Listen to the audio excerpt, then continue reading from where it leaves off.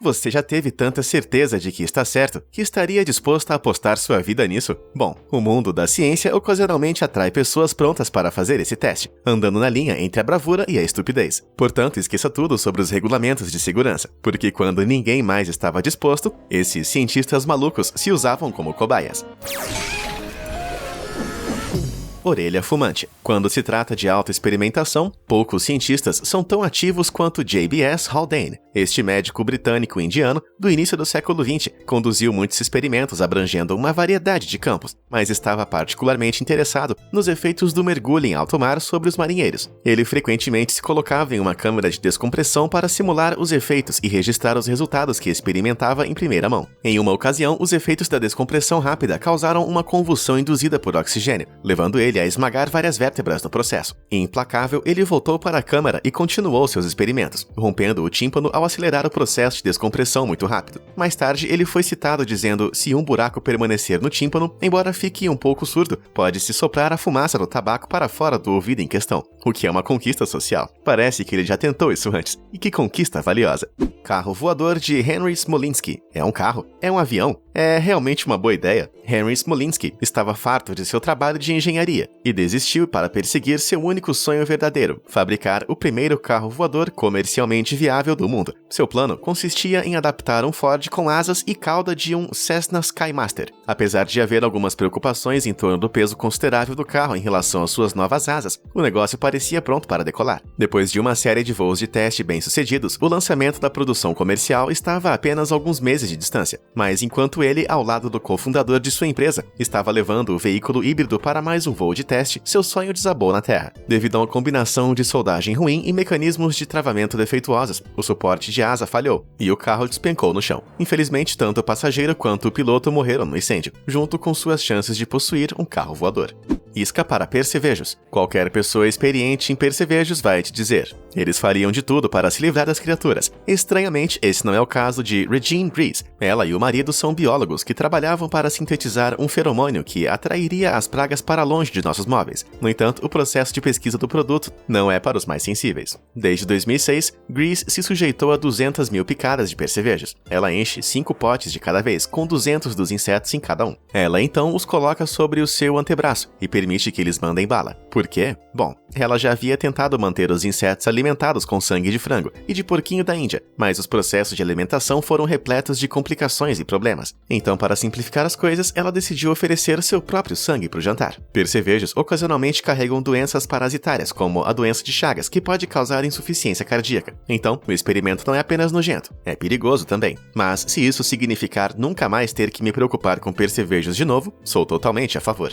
O casal radioativo. O trabalho de Pierre e Marie Curie foi absolutamente fundamental para a nossa compreensão dos materiais radioativos. Mas, infelizmente para eles, no final dos anos 1800 e no início dos anos 1900, a comunidade científica sabia muito pouco sobre o quão perigoso esses elementos realmente são. Graças a essa falta de compreensão, a quantidade de tempo que o casal passou cercado por altos níveis de radioatividade foi impressionante. Para colocar em perspectiva, os pesquisadores modernos só podem lidar com os documentos científicos dos Curie usando roupas de proteção, e eles são armazenados em caixas forradas de chumbo o resto do tempo. Pierre era particularmente imprudente quando se tratava de se irradiar. Em 1903, ele estava preparando uma apresentação para a British Royal Institution. Ele queria mostrar o efeito que o cloreto de rádio tinha no corpo humano para possível uso no tratamento do câncer. Então, em preparação, ele prendeu uma amostra de rádio contra seu braço por 10 horas, causando uma queimadura de radiação ruim em sua pele. Ele apresentou seu ferimento de aparência recente aos cientistas espantados, apenas para revelar que ele havia realizado o experimento mais de um mês antes. Esses tipos de experimentos cuja gravidade não era aparente na época eram comuns para o casal e levavam a vários problemas de saúde.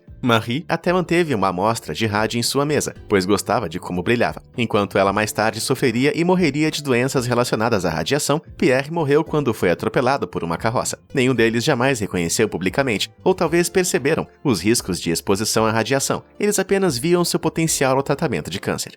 homem mais rápido do planeta. O lema da Força Aérea dos Estados Unidos defende serviço antes de si, e o coronel John Stapp certamente viveu por essas palavras. Ele fez seu nome estudando os efeitos da desaceleração em seu corpo. Em 1945, pouco se sabia sobre os danos causados ao corpo em caso de parada brusca. Isso era algo que os militares estavam ansiosos para entender, para ajudar seus pilotos. Então, com o financiamento do Wright Air Development Center, Stapp começou a construir um foguete depois de apelidado de Gee Whiz. Totalmente ciente de que poderia se machucar seriamente ou até mesmo se matar, ele prendeu o cinto de segurança e começou a trabalhar. Nos 10 anos seguintes, ele se submeteu a níveis perigosos de força G e velocidades de até 1.017 km por hora, ganhando o título de homem mais rápido do planeta. Essas velocidades incríveis eram alcançadas em apenas 5 segundos, e o trenó desacelerava até parar em 1 segundo. Claro que forças tão altas quanto 46,2 G não viriam sem custo. Pulsos fraturados, costelas quebradas e até mesmo obturações perdidas eram apenas um dia de trabalho. E em 1954, Stapp até mesmo descolou sua retina, dizendo que parecia um pouco com a extração de um molar sem anestésico. Apesar disso, ninguém parava Stapp, e ele fez 29 viagens malucas desse tipo.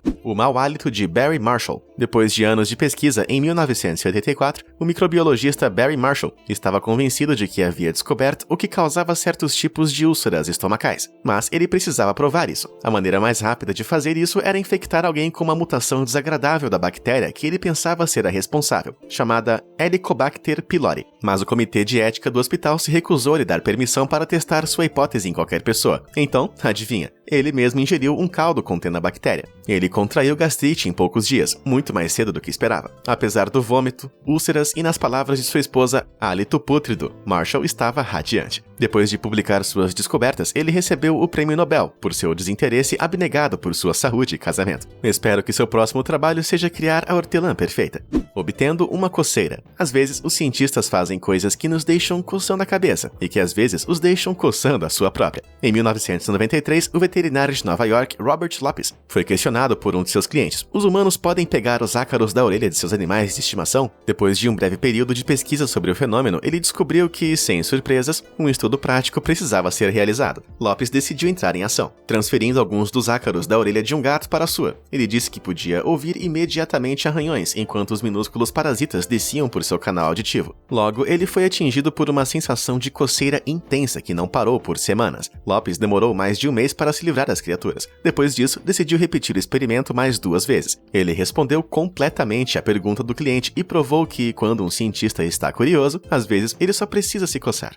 Dores no peito. O cateterismo cardíaco, um processo em que um tubo passa por um grande vaso sanguíneo até o coração, é um dos procedimentos mais complexos em toda a medicina. Por muitos anos, os médicos acreditaram que ele mataria um paciente se fosse realizado. É aí que entra Werner Forssmann, de 24 anos, recém-saído da Faculdade de Medicina de Berlim e cheio de confiança. O jovem cirurgião tinha tanta certeza de que o procedimento poderia ser feito que em 1929 traçou um plano. Ele pegou um catéter urinário e enfiou no braço. Ele então colocou a agulha de 63 centímetros em uma veia, finalmente alcançando seu coração. Forssmann então correu para o departamento de radiologia para tirar uma radiografia desse procedimento nunca antes visto. O técnico de raio-x ficou compreensivelmente horrorizado. Demorou 26 anos para que a comunidade científica reconhecesse os esforços corajosos de Forssmann, e ele acabou recebendo o Prêmio Nobel. Só espero que eles tenham dado àquele técnico de raio-x um copo d'água e um bom cobertor depois daquela experiência traumática. Viúva Negra. A aranha Viúva Negra é temida por um motivo, mas foi só em 1933 que os cientistas entenderam completamente o quão perigosas realmente são. Um professor chamado Alan Blair estava estudando a toxicologia da Viúva Negra na Universidade do Alabama. Ele estava particularmente interessado no efeito de sua mordida em humanos. Então, jogando a cautela fora, ele colocou a aranha na ponta do dedo e deixou que ela mordesse por 10 segundos. Nas 24 horas seguintes, Blair foi submetido a uma experiência intensamente dolorosa. Ele foi levado para o hospital, onde sofreu tremores, vômitos e rigidez no abdômen e membros, como uma tábua. Se você já teve uma cãibra, imagine como se isso se aplicasse a todo o seu torso. Sim, horrendo. Ele finalmente recebeu alta um dia inteiro depois. A intenção original do experimento era testar se a exposição repetida às toxinas aumentaria a imunidade à picada, mas Blair disse que ele compreensivelmente não teve coragem ao se deparar com a perspectiva de passar pela experiência de novo. A pontiaguda descoberta de Newton. Isaac Newton disse uma vez: "Se eu vi mais longe do que os outros, é por estar nos ombros de gigantes." Mas depois de ouvir sobre este próximo experimento, você vai se perguntar como ele poderia ver. O grande cientista do século XVII pode ser mais famoso por sua descoberta da gravidade, mas também era fascinado pelo estudo da ótica. Seu trabalho com prismas de vidro revelou que a cor era uma propriedade da luz e podia ser manipulada por meio da refração. Mas Newton não se contentava em apenas compreender as propriedades da luz. Ele queria saber como os humanos percebiam isso em primeiro lugar, e como a alteração da física do olho poderia mudar essa percepção. Então Newton pegou uma grande agulha de costura e a inseriu, em suas palavras, entre o olho e o osso mais próximo da parte de trás do olho. Caso você não tenha entendido, ele enfiou uma agulha na abertura entre o globo ocular e o crânio e a mexeu para ver o que acontecia. Enquanto manipulava a parte de trás do globo ocular, anotou as cores e formas que as compressões o fizeram ver. Essas distorções foram causadas pela compressão de certos receptores de cor no olho, mas isso não seria descoberto por muitos anos. O pai da ciência moderna claramente não se contentava facilmente, pois repetiu o experimento várias vezes para testar as diferenças entre ambientes claros e escuros. Ele alegou que era apenas ciência, mas eu suspeito que ele estava apenas procurando algum entretenimento visual em uma era anterior à TV.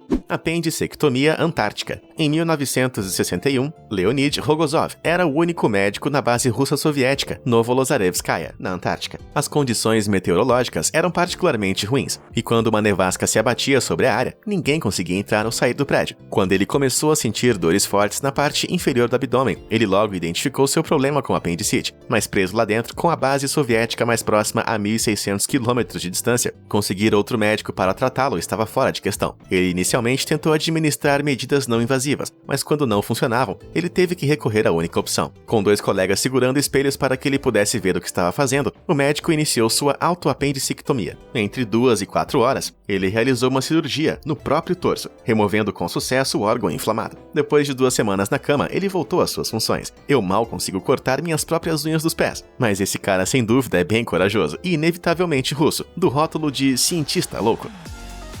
E aí, qual desses cientistas você acha que foi o mais corajoso? E quais você achou simplesmente estúpidos? Conta pra mim nos comentários abaixo. Obrigado por assistir e até a próxima.